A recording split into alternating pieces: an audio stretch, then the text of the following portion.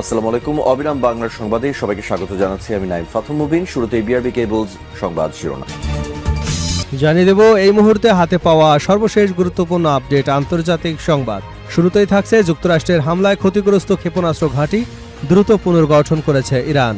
যুক্তরাষ্ট্র এবং ইসরায়েলের বিমান হামলায় ক্ষতিগ্রস্ত সামরিক স্থাপনা ও ক্ষেপণাস্ত্র ঘাঁটির অবকাঠামো ধারণার চেয়ে অনেক দ্রুত পুনর্গঠন করেছে ইরান।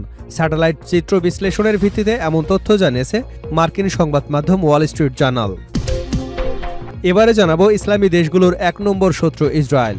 ইরানের পার্লামেন্ট স্পিকার মোহাম্মদ বাঘের গালিবাফ বলেছেন, নিঃসন্দেহে জয়নবাদী ইসরায়েলি শাসন ব্যবস্থার সব ইসলামী দেশের ১ নম্বর শত্রু। তেহরানে ইরাকের প্রধানমন্ত্রী আলিফ আলী কাজেম আল জাইদির সঙ্গে বৈঠকে তিনি এ মন্তব্য করেন। জানাবো শুক্রবারও ক্ষেপণাস্ত্র ছুড়ল ইরান, প্রতিহত করার দাবি জর্ডানের। ইরান থেকে জর্ডানের দিকে ছোড়া ৭টি ক্ষেপণাস্ত্র এবং ৬টি ড্রোন ভূপাতিত করার দাবি করেছে জর্ডানের সেনাবাহিনী। শুক্রবার দেশটির বিমান প্রতিরক্ষা ব্যবস্থা ও রয়্যাল জর্ডানিয়ান এয়ারফোর্স যৌথভাবে এসব ক্ষেপণাস্ত্র ও ড্রোন প্রতিহত করে বলে জানানো হয়েছে। এবারে থাকছে শিক্ষামন্ত্রীর পদত্যাগে মোদী সরকারকে ২৪ ঘন্টার আলটিমেটাম। প্রশ্নপত্র ফাঁস এবং পরীক্ষা ব্যবস্থায় অনিয়মের জেরে ভারতের কেন্দ্রীয় শিক্ষামন্ত্রী ধর্মেন্দ্র প্রধানের পদত্যাগের দাবিতে নরেন্দ্র মোদী সরকারকে ২৪ ঘন্টার সময়সীমা বেঁধে দিয়েছে আন্দোলনকারী সংগঠন ককরোচ জনতা পার্টি। সরকারের সঙ্গে তৃতীয় দফার বৈঠকের পর দলটি জানায় এ দাবিতে তারা কোনো আপোষ করবে না। এদিকে পশ্চিম তীরে গাঁজা ধাঁচের অভিযান চালানোর আহ্বান বেন গাভিরের। ইসরায়েলের উগ্র ডানপন্থী জাতীয় নিরাপত্তা মন্ত্রী ইতামার বেন গাভির অধিকৃত পশ্চিম তীরের ফিলিস্তিনি শহর এবং গ্রামগুলোতে গাজার বেইত হানুনের মতো সামরিক অভিযান চালানোর আহ্বান জানিয়েছে।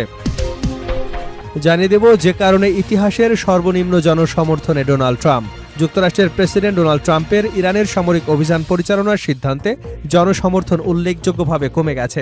নতুন এক জনমত জরিপে দেখা গেছে এই বিষয়ে তার জনপ্রিয়তা ইতিহাসের সর্বনিম্ন পর্যায়ের কাছাকাছি নেমে এসেছে। এবং সর্বশেষ জানাবো অতিরিক্ত মাদক এবং অ্যালকোহল সেবনে সৌদি রাজপুত্রের মৃত্যু। লন্ডনের একটি বিলাসবহুল হোটেলে অতিরিক্ত মাদক এবং অ্যালকোহল সেবনের ফলে সৌদি আরবের রাজপুত্র আবদুল্লাহ বিন ফাহাদ মারা গেছেন। ময়নাতদন্ত এবং সার্বিক তথ্য প্রমাণ বিশ্লেষণ করে যুক্তরাজ্যের একটি আদালত নিশ্চিত করেছেন যে ঘটনাটি কোনো আত্মহত্যা নয়, বরং এটি দুর্ঘটনাজনিত মৃত্যু। এতক্ষণ শুনছিলেন শিরোনাম, এখন থাকছে পুরো সংবাদ। দর্শক, অনুরোধ থাকবে ভিডিওতে একটি লাইক দিন, কমেন্টস করে জানিয়ে দিন এই ভিডিওটি আপনি কোন জেলা থেকে দেখছেন এবং শুনছেন। ইরান ইসরায়েল ফিলিস্তিনি যুক্তরাষ্ট্র যুদ্ধে আপনি যদি মুসলিমদের সমর্থন করে থাকেন তাহলে চ্যানেলটি সাবস্ক্রাইব করে বেল আইকনটি বাজিয়ে রাখুন। যুক্তরাষ্ট্রের হামলায় ক্ষতিগ্রস্ত ক্ষেপণাস্ত্র ঘাঁটি দ্রুত পুনর্গঠন করেছে ইরান। যুক্তরাষ্ট্র ইসরায়েলের বিমান হামলায় ক্ষতিগ্রস্ত সামরিক স্থাপনা এবং ক্ষেপণাস্ত্র ঘাঁটির অবকাঠামো ধারণার চেয়ে অনেক দ্রুত পুনর্গঠন করেছে ইরান। স্যাটেলাইট চিত্র বিশ্লেষণের ভিত্তিতে এমন তথ্য জানিয়েছে মার্কিন সংবাদ মাধ্যম ওয়াল স্ট্রিট জার্নাল। শুক্রবার প্রকাশিত প্রতিবেদনে বলা হয়, পশ্চিম ইরানের কানগাবার এলাকায় একটি কথিত ক্ষেপণাস্ত্র ঘাঁটির ২টি সুড়ঙ্গ প্রবেশমুখ এবং সংলগ্ন সড়ক বিমান হামলায় ক্ষতিগ্রস্ত হয়েছিল। মার্চে ধারণ করা প্ল্যানেট ল্যাবসের স্যাটেলাইট ছবিতে সেই ক্ষয়ক্ষতির চিত্র দেখা গেল। কয়েক সপ্তাহ পর এয়ারবেসের স্যাটেলাইট চিত্রে সেখানে নতুন করে খনন করা সুড়ঙ্গের প্রবেশমুখ এবং পুনর্নির্মিত পাকা সড়ক দেখা যায়। আরেকটি ঘটনার উল্লেখ করে ডব্লিউএসজে জানায়, ইসরায়েলের এক সামরিক কর্মকর্তা দাবি করেছেন হামলায় ধ্বংস হওয়া একটি সেতু কয়েকদিনের মধ্যেই মেরামত করতে সক্ষম হয় ইরান।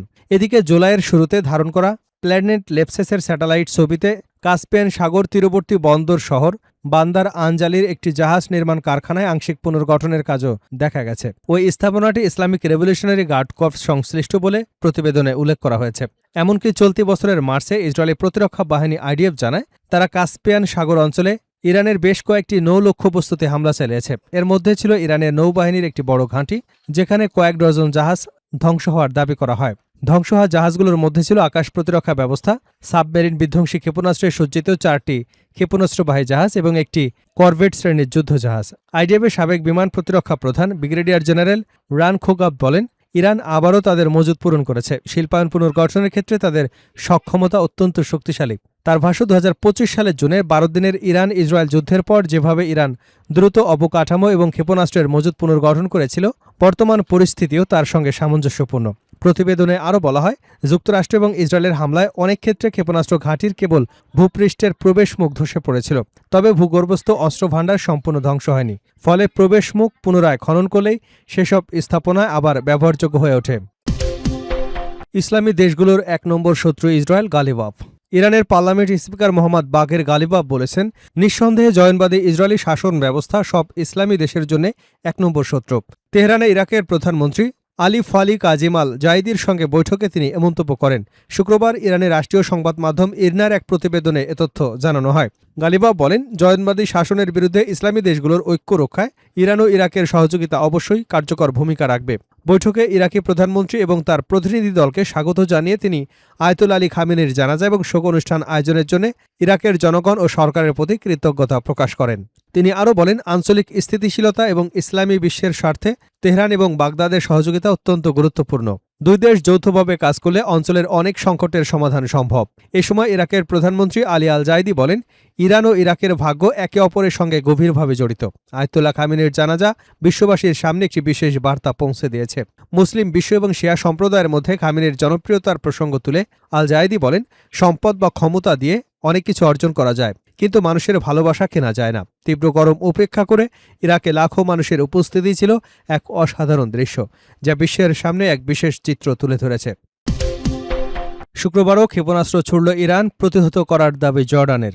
ইরান থেকে জর্ডানের দিকে ছোড়া 7টি ক্ষেপণাস্ত্র এবং 6টি ড্রোন ভূপাতিত করবার দাবি করেছে জর্ডানের সেনাবাহিনী। শুক্রবার দেশটির বিমান প্রতিরক্ষা ব্যবস্থা এবং রয়্যাল জর্ডিয়ান এয়ারফোর্স যৌথভাবে এসব ক্ষেপণাস্ত্র ও ড্রোন প্রতিহত করে বলে জানানো হয়েছে, খবর আনাদোলু এজেন্সির। সেনাবাহিনীর এক বিবৃতিতে জানানো হয়, ইরান থেকে জর্ডানের ভূখণ্ড লক্ষ্য করে ছোড়া 7টি ক্ষেপণাস্ত্র, 6টি ড্রোন সফলভাবে ধ্বংস করা হয়েছে। এ ঘটনায় কোনো হতাহত বা সম্পদের ক্ষয়ক্ষতি হয়নি। আরও বলা হয়, ভূপাতিত ক্ষেপণাস্ত্র এবং ড্রোনের ধ্বংসাবশেষ যেসব স্থানে পড়েছে সেখানে রয়্যাল ইঞ্জিনিয়ারিং কর্পসের বিশেষজ্ঞ দল পাঠানো হয়েছে। তারা নির্ধারিত কারিগরি নিরাপত্তা প্রক্রিয়া অনুসরণ করে ধ্বংসাবশেষ অপসারণ এবং পরীক্ষা করছে। এর আগে শুক্রবার ইরানের সেনাবাহিনী এক বিবৃতিতে জানায়, তারা বাহরাইন এবং জর্ডানে অবস্থানরত মার্কিন সামরিক সদস্য এবং সামরিক স্থাপনাগুলো লক্ষ্য করে ড্রোন হামলা চালিয়েছে। ইরানের দাবি অনুযায়ী হামলার লক্ষ্যবস্তু ছিল বাহরাইনের শেখ ইসা বিমান ঘাঁটি এবং জর্ডানের মোয়াফাক সালতি বিমান ঘাঁটির জ্বালানি এবং অস্ত্রের গুদাম, বিমান রাখার হ্যাঙ্গার এবং সেনা সদস্যদের আবাসন এলাকা। তবে জর্ডান দাবি করেছে, তাদের আকাশসীমায় প্রবেশের আগে এসব ক্ষেপণাস্ত্র এবং ড্রোন প্রতিহত করা হয়েছে এবং এতে কোনো ধরনের ক্ষয়ক্ষতি হয়নি।